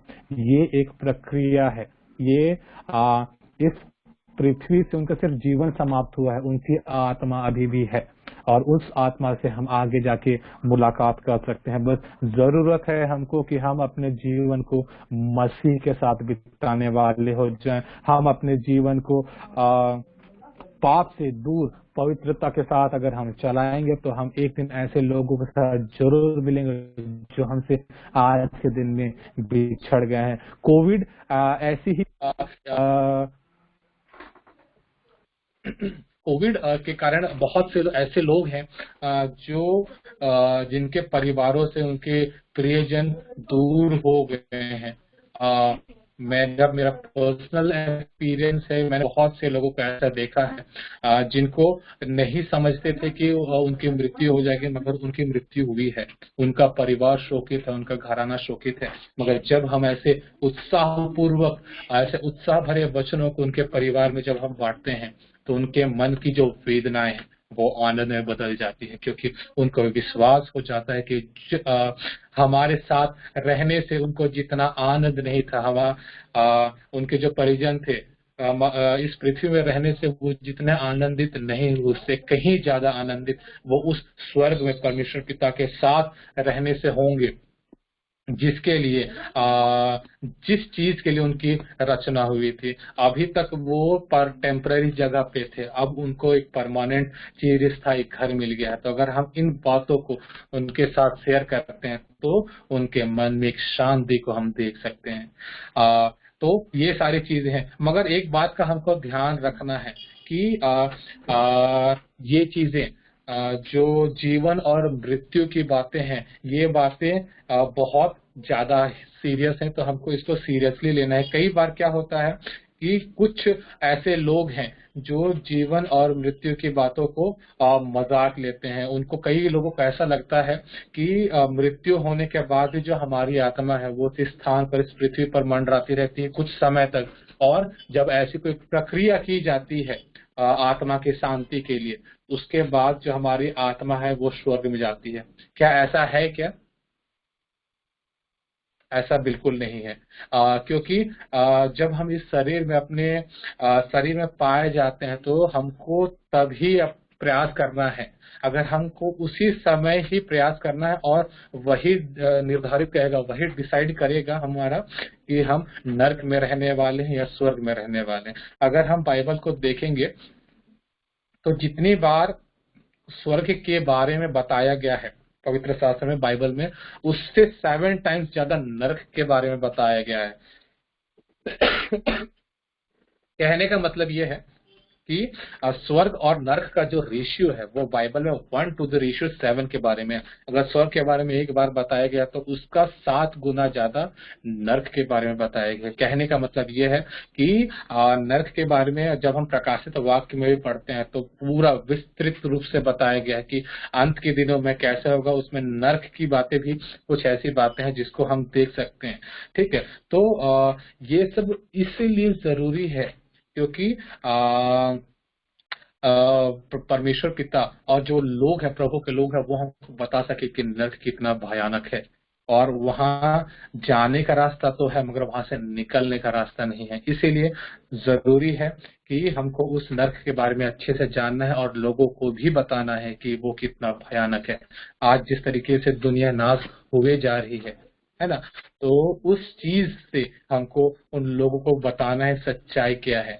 देखिए, एक चीज है कि अगर ऐसा कोई प्रावधान होता कि किसी भी व्यक्ति को लाइफ में एक बार ऐसा चांस मिला कि उसको जीते जी स्वर्ग और नरक का अगर शेयर कराया जाता, मतलब घुमा के लाया जाता, तो मुझे नहीं लगता कि इस बाइबल की जरूरत पड़ती। क्यों नहीं पड़ती? क्योंकि अगर हम किसी को दिखा देते कि नर्क इतना सुंदर है और नर्क इतना भयानक है और स्वर्ग इतना सुंदर है, अगर हम उनको सबको दिखा के ले आते, घुमा के ले आते, तो सब अपने आप ही विश्वास कर लेते हैं। मगर जो विश्वास है वो अनदेखी वस्तुओं का प्रमाण है। अगर हम इन सारी वस्तुओं के, इन सारी चीजों को तो विश्वास करते हैं बिना देखे, तब जाके हमको उस चीज का प्रतिफल मिलेगा। नहीं तो अगर हम उन सारी चीजों को देख लेंगे, सारी चीज जो भी अभी विश्व हिंदू परिषद है और ऐसे ओवैसी और जो ऐसे ऐसे लोग जो ना दूसरे दूसरे धर्म का प्रचार करते हैं, उन लोग जो इतना कट्टर बनते हैं अपने धर्म के लिए, है ना, अगर उन लोगों को उन लोगों को अगर एक बार ऐसे घुमा के ले आया जाता, स्वर्ग और नर्क बताया जाता और परमेश्वर पिता को साक्षात दिखाया जाता, क्या कोई हिम्मत करता कि किसी और धर्म का प्रचार करने का? कोई हिम्मत नहीं करता। वो लोगों की जो मानसिकता है, जो लोग इतना मंद बुद्धि हो गए, वो इसीलिए है क्योंकि उनको स्वर्ग और नर्क के बारे में जानकारी नहीं है। तो ये जिम्मेदारी हमारी है कि हमको उनको स्वर्ग और नर्क के बारे में बताना है, अनंत जीवन के बारे में बताना है, अनंत मृत्यु के बारे में बताना है। तब जाके ये हमारे लिए भी एक प्रतिफल का कारण ठहरेगा और हम उन आत्माओं को भी बचा सकते हैं जो नाश होने वाली है। देखिए, नर्क और यातना स्थल दोनों अलग अलग है। अभी नर्क जो है वो खाली पड़ा हुआ है। अगर आप देखेंगे तो जो अधोलोक है उसका 5 भाग है, उसको मैं अभी आपको बताऊंगा। उसके 5 भाग हैं और नर्क अभी खाली पड़ा है। नर्क में अभी कोई भी नहीं है। ठीक है, नर्क में क्या है? नर्क में है आग और गंधरस है जो जलते रहते हैं, वो कभी बुझते नहीं है। आग और गंधरस वो निरंतर जलते रहते हैं और वहां जो कीड़ा है वो कीड़ा कभी मरता नहीं है, वो कीड़ा हमेशा जीवित रहता है।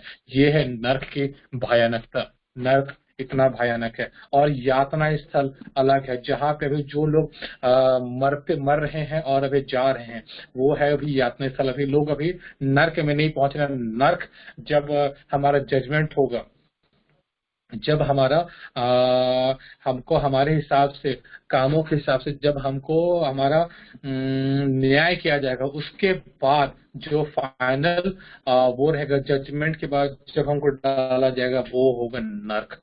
तो अभी जो भी लोग मृत्यु की ओर जा रहे हैं, वो यातना स्थल पे हैं। जो मसीह में सो गए, वो अभी यातना स्थल में है। और ये यातना स्थल जो है, ये भरता जा रहा है, बहुत ज्यादा भरता जा रहा है।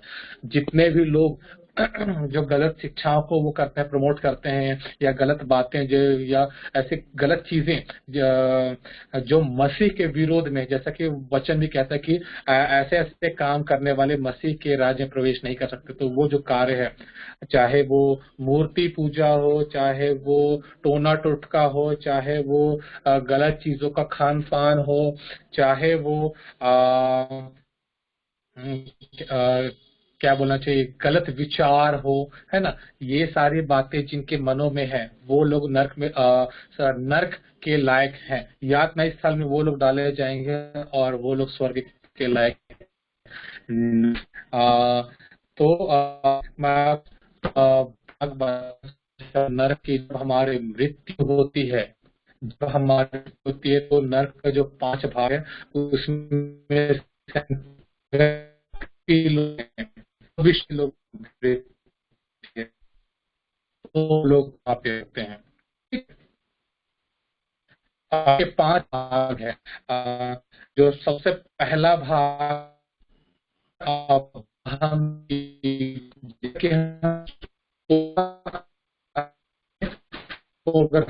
से हुआ है, पद जैसा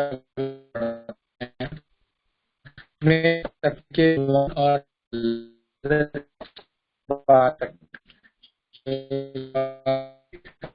आप लोग रेफरेंस चार्ट निकाल सकते हैं बुक का।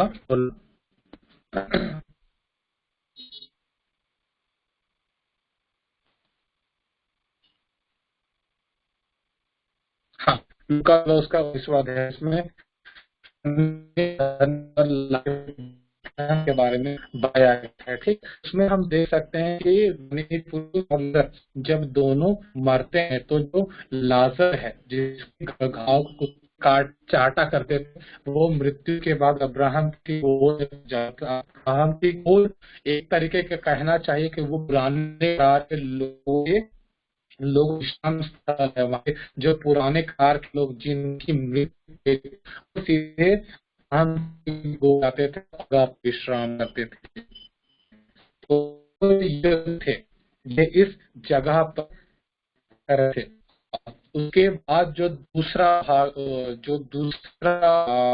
भाग है, वो है धन। जहाँ था धनवान एक जगह पे पहुंचा था, वो कहलाता है यातना स्थल।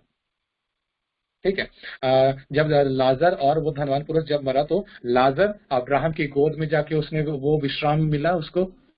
उसको स्वर्गदूत वहां छोड़ गए, और जो धनवान था वो यातना स्थल चला गया। यातना स्थल पे उसको प्यास लगा था, वो है स्थल। ठीक है। और ये जो अब्राहम की गोद है, ये अभी खाली पड़ी है, कहते हैं ये अभी खाली पड़ी है। और ये जो धनवान जहां पहुंचा था, या जो यातना स्थल है, ये जो जगह है, ये भरता ही जा रहा है, दिन ब दिन भरता ही जा रहा है। जितने भी लोग अविश्वासी लोग, और कहना चाहिए झूठे भविष्यवक्ता, झूठा मसीही लोग, या जो भी ऐसे गलत प्रचार करते हैं मसीह के नाम के को लेके मसीह को बदनाम करते हैं, ये सारे लोग धनवान के जैसे इस यातना स्थल में पहुंच जाएंगे। और इसके लिए इनको वेट करने की जरूरत नहीं है। जैसे इनकी लाइफ अगर आज खत्म होती, जो भी मसीह को बिना जाने अगर आज उनकी लाइफ समाप्त हो जाती है, अगर उनकी मृत्यु हो जाती है, तो वो इसी यातना स्थल में पहुंचते हैं जहाँ पे उनको बहुत तकलीफ होती है। ठीक है, तो पहला हो गया अब्राहम का गोद, दूसरा हो गया यातना स्थल, और तीसरा जो है वो है अंधकार का कुंड। तीसरा जगह जो है तो वो है अंधकार का कुंड। इसके रेफरेंस के लिए आप लोग पढ़ सकते हैं यहूदा की पुस्तक, उसका पहला अध्याय, उसका 6वां पद। यहूदा पहला अध्याय, उसका 6वां पद।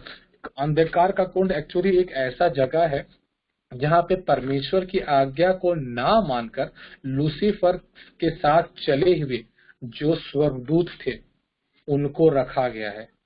मतलब जिन स्वर्गदूतों ने परमेश्वर की बात की आज्ञा का पालन नहीं किया और जिन्होंने लूसीफर के पीछे चलने का निर्णय लिया, उनके लिए है ये अंधकार का कुंड। इसमें ऐसे स्वर्गदूतों को जो शैतान बन चुके हैं, है ना, जो परमेश्वर की सेवा नहीं करते हैं, उन लोगों को रखा गया है, उन स्वर्गदूतों को रखा गया है ये अंधकार के कुंड में। और जो चौथा है वो है अथाह कुंड। चौथा जो है अथाह कुंड, ये अथाह कुंड के बारे में अगर आप पढ़ना चाहते तो आप पढ़ सकते हैं। प्रकाशित वाक्य की पुस्तक उसका 20वां अध्याय, उसके पहले पद में से अगर आप आगे पढ़ेंगे तो आपको मिलेगा अथाह कुंड के बारे में। अथाह कुंड ये एक्चुअली शैतान के लिए बनाया गया है। ये अथाह कुंड की विशेषता ये है कि ये इतना गहरा है कि इसकी गहराई को देखा नहीं जा सकता। ये बहुत ज्यादा गहरा है। इसमें शैतान को बांध के 1000 साल के लिए इसमें रखा जाएगा। उस चीज के लिए बनाया गया है ये अथाह कुंड। ठीक है, ये शैतान के लिए। और जो पांचवा और जो सबसे बड़ा जगह है वो एक्चुअल हेल, जो नर्क है, वो है जो पांचवा और जगह जो अभी खाली पड़ी है, जहाँ पे आग, गंधरस और वो जो कीड़े हैं वो कभी नहीं मरते हैं, वो जगह भी खाली पड़ी है। तो ये है 5 भाग अधोलोक के। एक तरीके से हम देख सकते हैं कि बिल्डिंग का जैसे 5 फ्लोर होता है ना, ये एक 5 फ्लोर रहता है। ये उसी प्रकार से जो पहला भाग है, जो सबसे निचला भाग, वो है अब्राहम का गोद। दूसरा भाग यातना स्थल, जहाँ धनवान को बड़ा प्रावधान की मृत्यु होने के बाद जहाँ वो गया और उसको प्यास लगी थी, और अब्राहम की गोद, और ये जो धनवान का जो बहुत बड़ा गड्ढा, इस गड्ढे को भरा नहीं जा सकता, जैसा कि हम लूका 16 के 19 से पढ़ेंगे। मतलब कोई अब्राहम की गोद से यातना स्थल में नहीं आ सकता और कोई यातना स्थल से अब्राहम की गोद में नहीं जा सकता। तो ये इसकी बातें हैं। और अभी भी है, क्योंकि के लोग अब्राहम से लेकर जो भी धर्मी लोग थे, जिनकी मृत्यु हुई थी, उनकी मृत्यु होने के बाद वो सभी लोग इसी अब्राहम की गोद में पहुंचे थे। और तो उस हिसाब से अगर आप कहेंगे तो ये अब्राहम की गोद अभी भरी होनी चाहिए थी, है ना। सभी के सभी लोग अब्राहम की गोद में पहुंच गए थे। तो इसका आंसर ये है कि जब प्रभु यीशु मसीह की मृत्यु हुई और उनको जब क्रूसिफाइड किया गया, जब उनकी मृत्यु क्रूस पे हुई, तो मंदिर का पर्दा था जब बीच से फट गया, तो परमेश्वर पिता प्रभु यीशु मसीह अधोलोक में उतरे थे, सबसे निचले भाग में उतरे थे। इसलिए हम कहते हैं ना, और वह पाताल में उतरा और तीसरे दिन मृतकों में से जी उठा। पाताल में उतरा मतलब वो सबसे निचले भाग में उतरा, और जितने भी मसीह लोग थे, जितने भी धर्मी लोग थे, भक्त लोग थे, जो मसीह के हिसाब से अपने जीवन को व्यतीत किए, उसके हिसाब से चले, प्रभु ने उन सभी लोगों को उनको वहां लिया और उनको अपने स्वर्ग पे ले गए। और आज अभी वो लोग स्वर्ग पे पाए जाते हैं। जो धर्मी लोग हैं वो स्वर्ग में पाए जाते हैं, और जो जिनका जीवन मसीह में नहीं है, और जो अभी भी मसीह में जीवन नहीं होने के बावजूद अनंत मृत्यु में सो जाते हैं, वो अभी ऐसी यातना स्थल में है, जिसके कारण ये जो यातना स्थल है ये भरता ही जा रहा है। अगर कुछ बातों का ध्यान देना है कि याज्ञास्थल है वो नर्क नहीं है, वो एक्चुअल नर्क नहीं है। एक्चुअल नर्क का सामना हमारा कब होगा? जब प्रभु यीशु मसीह अपने दूतों के साथ आएंगे। हम सभी लोग जो जीवित हैं वो बदल जाएंगे, रूपांतरित हो जाएंगे क्षण भर में। कैसा होगा? ये क्षण भर में रूपांतरित होंगे और जो मरे हुए लोग हैं वो जीवित उठेंगे, अपने महिमा में शरीर को धारण करके वो लोग जीवित उठेंगे और उसके बाद हम सब स्वर्ग में चले जाएंगे। उसके बाद हमारा वहां न्याय होगा और न्याय होने के बाद जो गिल्टी पाए जाते हैं, जो कहने का मतलब कि जो दोषी पाए जाते हैं, उन लोगों को नरक में डाला जाएगा, जो कि पांचवा भाग है, जहां आग और गंधरस है, वहां डाला जाएगा। वो है एक्चुअल नरक। तो हमको इन बातों का ध्यान देना है कि जब अगर हमको कोई वो कि अभी मृत्यु के बाद हमारी आत्मा कहाँ जाती है, हम यहीं मंडराते रहेंगे या हम कहीं और चले जाएंगे। तो मृत्यु के बाद जाने की सिर्फ दो ही जगह है, एक या तो स्वर्ग और दूसरा नर्क। नर्क मतलब यातना स्थल, अधोलोक का जो दूसरा पार्ट है, वहां जा सकते हैं। और तीसरा कोई जगह नहीं है इस पृथ्वी पर भी मंडराने की, कोई जगह नहीं है। कई बार ऐसे कुछ लोग हैं, हमारे मसीह में भी ऐसे लोग हैं, कई सारे ऐसे पादरी लोग होते हैं जो ऐसा बोलते हैं कि हम आप प्रार्थना कर देंगे, मतलब उस दिवंगत आत्मा के लिए, उस व्यक्ति के लिए प्रार्थना कर देंगे तो उसकी आत्मा स्वर्ग में चली जाएगी। ऐसा नहीं है। हम अपना जीवन को स्वयं निर्धारित करते हैं। अगर हम अपना जीवन परमेश्वर के साथ बिताते हैं तो हम निश्चय स्वर्ग में निवास करेंगे, अन्यथा हम बाकी लोगों की तरह हम उसी यातना स्थान में पहुंच जाएंगे जहां दुख है, तकलीफ है, कष्ट है और सिर्फ दांत पीसना है। और ये तो सिर्फ छोटा भाग है, नरक का, अधोलोक का सिर्फ छोटा भाग है। जो यातना स्थल है, जो बड़ा नरक है, जो भयानक नरक है, जो और ज्यादा भयानक है, वो हमको बाद में दिया जाएगा अगर हम मसीह में अपने जीवन को नहीं बिताते हैं। तो प्रियो, जरूरी है कि हम जिनसे प्यार करते हैं अपने जीवनों में, हम चाहते हैं कि हम मृत्यु के बाद भी उनसे मिलते रहें। भले उनका जीवन कम है, मगर हम कोशिश करें कि हम मसीह के प्यार को उनके साथ बांट सकें। अगर हम मसीह के प्यार को उनके साथ बांटने में अगर हम फेल हो जाते हैं तो वो भी उसी यातना स्थल में पहुंच जाएंगे जहाँ पे दूसरे अधर्मी लोग पाए जाते हैं और जो मसीह को जाने बिना सो गए। ये हमारी खुशकिस्मत है और मैं ईश्वर का धन्यवाद करूं कि हम सभी ऐसे परिवार में उत्पन्न हुए। अगर हम ऐसे परिवार में उत्पन्न नहीं भी हुए तो हमारा जीवन इतना सक्षम रहा कि हम मसीह के नाम को पहचाना। और खासकर मुझे खुशी होती है ऐसे लोगों को देख के जो मसीही परिवार से नहीं आते हैं। जैसे आज बहन जिन्होंने जो आज हमारे बीच में वर्शिप करा रही थी, वो बहन, वो रचिता साहू, वो नाम से साहू लिखती हैं और वो मसीह परिवार से नहीं आती, मगर फिर भी उन्होंने मसीह को पहचान बहुत बड़ी बात की।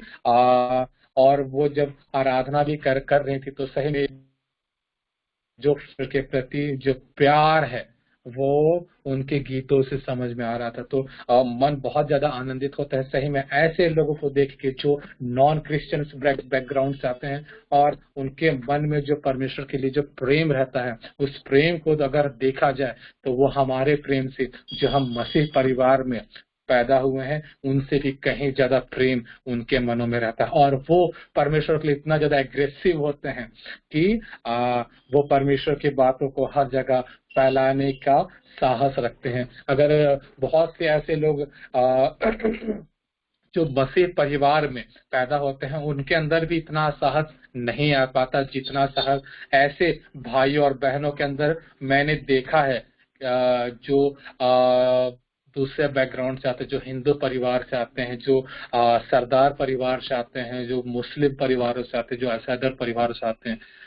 क्योंकि वो परमेश्वर को अपने जीवन में वो अनुभव करके वो लोग आते हैं, और वो अनुभव उनके जीवन में इतना बड़ा रहता है कि वो उनके साथ साथ कई सारे लोगों का जीवन भी बदल सकता है। तो जरूरी है कि हम भी जो मसीह परिवार में जिनका जन्म हुआ है, कि हमारे अंदर भी एक ऐसी आग रहे, हमारे अंदर भी ऐसा एग्रेसिवनेस रहे कि हम जब तक इस शरीर में पाए जाते हैं, हम अपने प्रिय लोगों को, हम उन लोगों को मसीह के प्रेम के बारे में बता सकें, और उस अनंत मृत्यु है जो नरक की भयानक मृत्यु है, उससे हम लोगों को दूर ले जा सकें। अगर हम ऐसा करते हैं तो हमारे लिए स्वर्ग में एक बहुत बड़ा प्रतिफल रखा हुआ है, और वो प्रतिफल के हिसाब से हमको उन सारे लोगों के सामने वो प्रतिफल दिया जाएगा।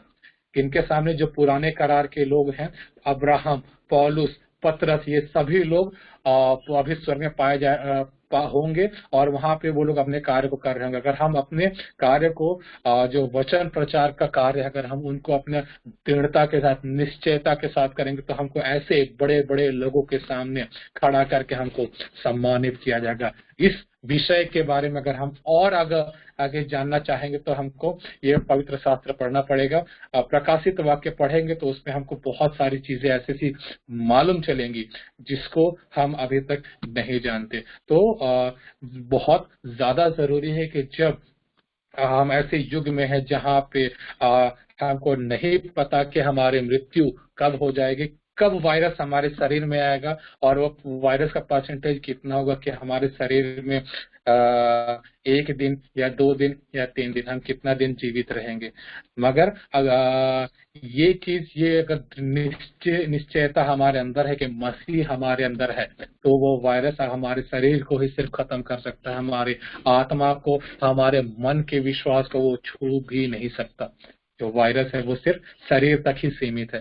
तो जरूरी है हम सभी लोगों को कि हम अपना जो कार्य है, जो मसीह के साथ जो वचन को फैलाने का कार्य है, उस कार्य को हम पूरे दृढ़ता के साथ, पूरे निश्चयता के साथ करें, और इसकी शुरुआत हम अपने घर से करें, ताकि जब हम अपने घर से इसकी शुरुआत करेंगे तो सबसे पहले हमारे प्रियजन जो कुछ बातों के कारण चूक जाते हैं मसीह के बाद की बातों को पालन करने में, हम पहले उनकी मदद करें, उसके बाद हम और भी लोगों की मदद करें। एक परमेश्वर के दास आखिरी में एक बात कहना चाहूंगा। एक परमेश्वर के दास एक गवाही बता रहे थे। वो कहते हैं कि जब मैं पैदा हुआ था तो मैं रो रहा था, और मेरी माँ और मेरे परिवार वाले हंस रहे थे। जब मैं पैदा हुआ था तो मैं रो रहा था, मेरी माँ, मेरे परिवार वाले हंस रहे थे। एक दिन समय ऐसा आएगा कि जब मैं मसीह में अपने जीवन को एक अच्छी मसीह के साथ एक अच्छी संगति को करके अपने जीवन को समाप्त करूंगा।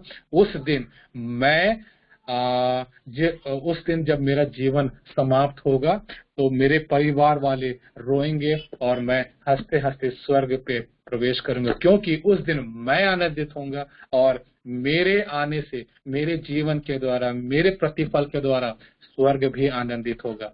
उस दिन मेरे परिवार वाले रोएंगे और मैं हंसते हंसते स्वर्ग में प्रवेश करूंगा। मैं प्रार्थना करता हूँ कि हम सभी का जीवन ऐसा हो कि हम भी अपने जीवन काल में मसीह के साथ ऐसी संगति को रख सके और ऐसा समय बिता सके कि हम भी उनके जैसा कह सके कि हम एक समय आएगा जब परिवार वाले सभी रोते रहेंगे और हम हंसते हंसते स्वर्ग में प्रवेश करेंगे। उस दिन स्वर्ग हमारे लिए बहुत ज्यादा आनंदित होगा। हम अपने जीवन को इस लायक बनाए कि स्वर्ग हमसे प्रसन्न होने वाला हो जाए। सारी बातों के द्वारा परमेश्वर को महिमा मिले। इन सारे वचनों के द्वारा हम परमेश्वर को धन्यवाद देते हैं। आइए हम सब प्रार्थना में जाएं। आइए हम सब अपने सभी अपनी आंखों को बंद करेंगे और हम प्रार्थना करेंगे। धन्यवाद धन्यवाद धन्यवाद जीवते सामर्थ्य परमेश्वर पिता, धन्यवाद देते प्रभु जी आज के वचन की सेवकाई के लिए, वचन की सामर्थ जो आपने मुझसे बताना चाहा परमेश्वर पिता। मैं विश्वास करता हूँ परमेश्वर पिता की सभी भाई बहन जो आज इस वचन में इन बातों को सुन रहे थे परमेश्वर पिता, उन्होंने सारी बातों को समझा है, सीखा है परमेश्वर पिता। मैं प्रार्थना करता हूँ कि आप सभी भाई बहनों को परमेश्वर पिता जो इस समय हमारे साथ उपस्थित हैं परमेश्वर पिता, आप उन सभी लोगों की मदद करिए परमेश्वर पिता। वो आपसे प्रेम करते हैं और ये इस बात को दिखाता है परमेश्वर पिता कि वो इस स्थान पर एकत्रित हैं। वो आपके प्रिय पुत्र, वो आपके प्रिय पुत्री हैं परमेश्वर पिता। आप सहायता करिए प्रभु जी कि वो जो भी कार्य करते हैं, जो भी कार्यों को अंजाम देते हैं परमेश्वर पिता आपके नाम के द्वारा, वो आपके नाम को, आपके वचन को फैलाना चाहते हैं परमेश्वर पिता। आप उनकी सहायता करिए परमेश्वर पिता। जहाँ भी अंधकार की आत्मा कार्य कर रही है परमेश्वर पिता, उन सारी अंधकार की आत्मा को दूर करने में आप सहायता करिए और ज्योति बनकर परमेश्वर पिता, ये जो ज्योति आपने इस पृथ्वी पर परमेश्वर पिता हम लोगों के बीच में जो छोड़ा है परमेश्वर पिता, हम उस ज्योति को परमेश्वर पिता सभी लोगों के बीच में बांटने वाले हो जाएं। ऐसा सामर्थ्य जीवन परमेश्वर पिता आप हमें देने में आप हमारी सहायता करिए। हमारा जीवन सिर्फ हमारा नहीं परमेश्वर पिता, बल्कि औरों के लिए उपयोग होने वाला हो जाए प्रभु जी। आप इसमें हमारी सहायता, मदद और अगुवाई कीजिए प्रभु जी। परमेश्वर पिता एक बार फिर से मैं सभी बातों का आपके हाथ में सौंपता हूँ, विशेषकर आज के जो होस्ट हैं बहन नीमा को, उनको भी आपके हाथ में सौंपते हैं। छोटी सी उम्र में आपने बहुत अच्छी रीति से उनको संभाला है परमेश्वर पिता। आप उनको पढ़ा रहे हैं, आप उनको अपने वचन के ज्ञान से भर रहे हैं परमेश्वर पिता। वो मैं विश्वास करता हूँ परमेश्वर पिता एक दिन वो आपके सामने खड़े होकर वो बड़े बड़े लोगों को परमेश्वर पिता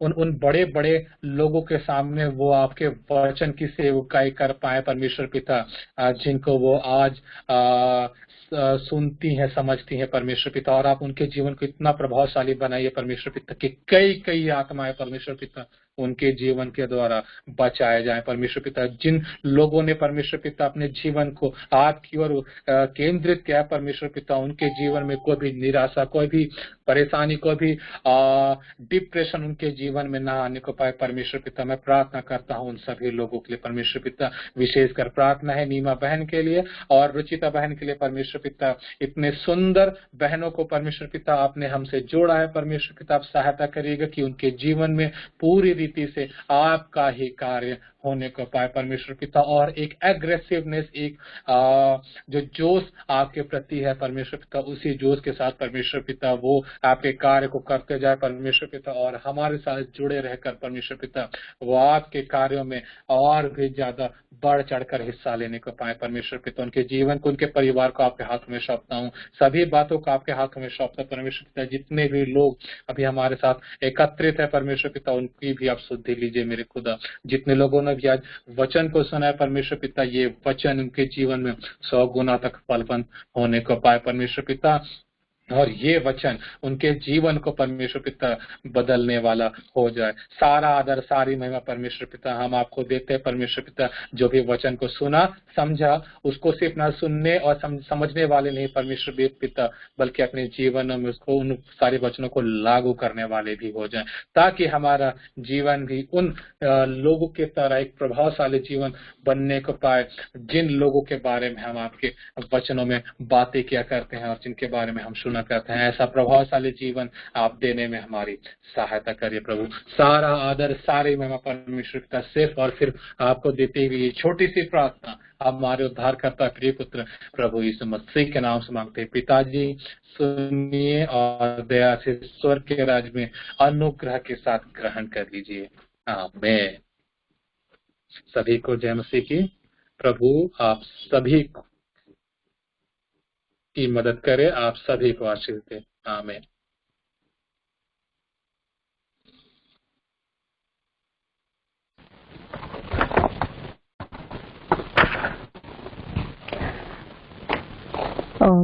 प्रभु का धन्यवाद और बेलताजर भैया का भी कि उन्होंने इतनी स्पेक्टेकुलर, इतनी पावरफुल, इतनी सोलफुल शेयरिंग आज हमारे बीच में की। मैं हर बार सोचती हूँ कि आज मैं अटेंड करूंगी तो मैं जरूर ही पता नहीं होता है कि क्या सीखूंगी, मगर इतना जरूर रहता है कि मैं कुछ नई बातों को सीखूंगी। और आज भी ऐसा दिन था कि प्रभु ने हमारे बीच में इतनी नई बातों को सिखाया जिससे हम बिल्कुल भी वाकिफ नहीं थे। और भैया ने हमें धर्मी होने की इम्पोर्टेंस बताई। उन्होंने बताया कि प्रभु में जब हम अपनी जीवन को बिताएंगे तो हम उस अनंत जीवन को पाएंगे जो वो हमारे लिए सोच के रखे हैं।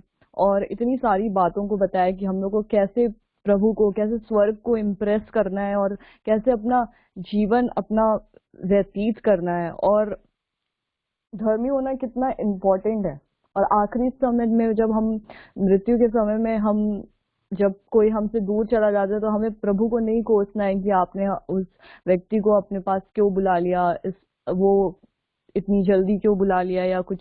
तो उस समय में अगर हम प्रभु को ब्लेम नहीं करेंगे और उस समय में हम बल्कि प्रभु का धन्यवाद करेंगे तो प्रभु ने बेलथाजर भैया के द्वारा आज हमें इतनी सारी बातों को सिखाया और हम उनका तहे दिल से धन्यवाद देते हैं। और प्रभु ने इस जीवन में हम यंगस्टर्स को चुना है कि हम प्रभु की महिमा करें, प्रभु के बारे में लोगों को बताएं।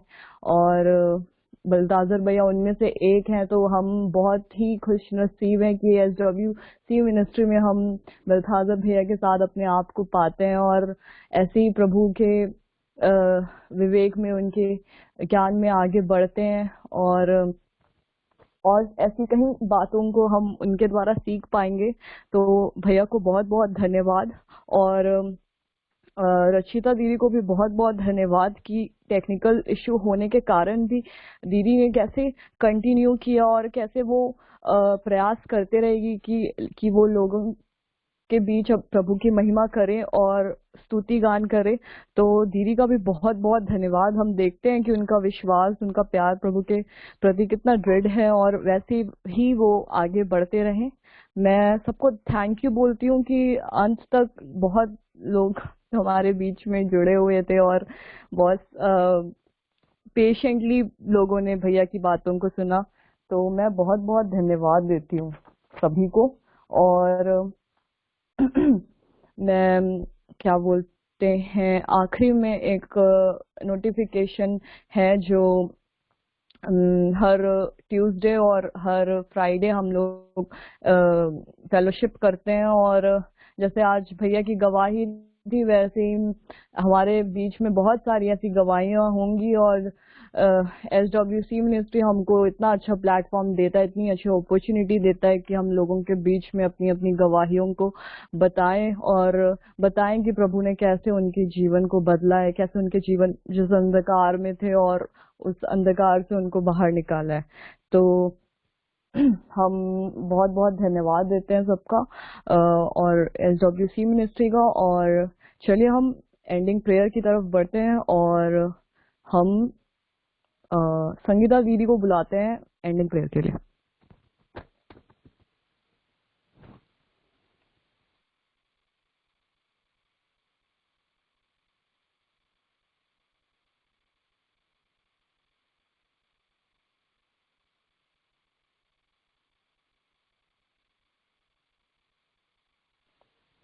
हेलो, आवाज आ रही है संगीता दीदी?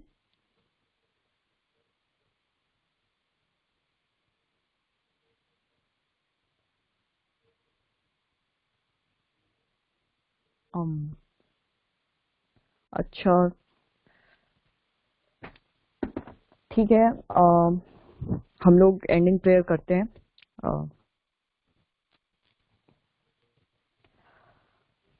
हे खुदावन को धन्यवाद देते हैं प्रभु। प्रभु अपने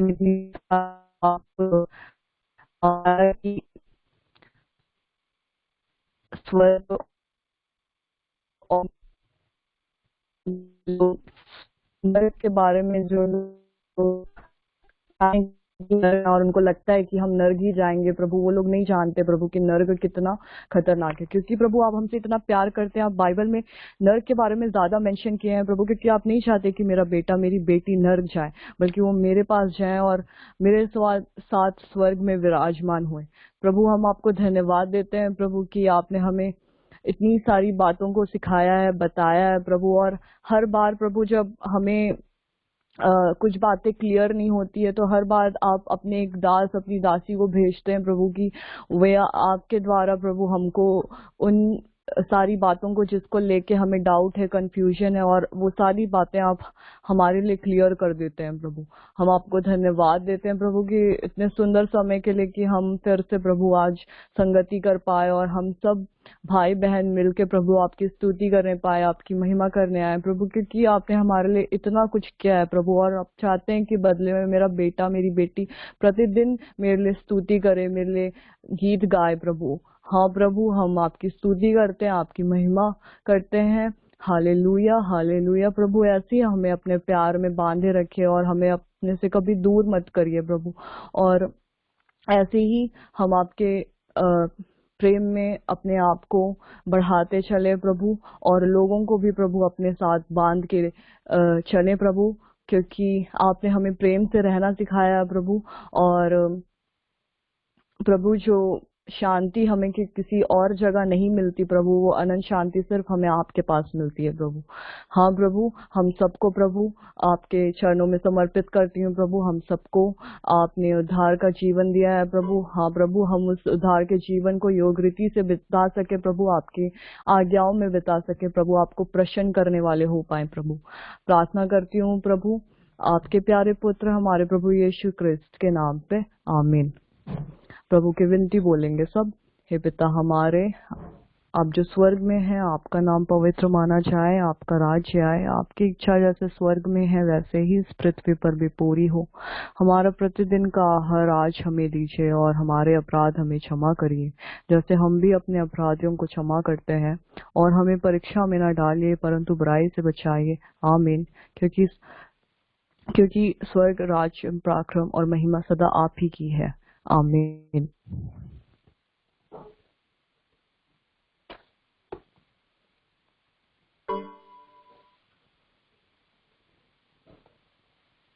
सभी को जय यीशु सहाय।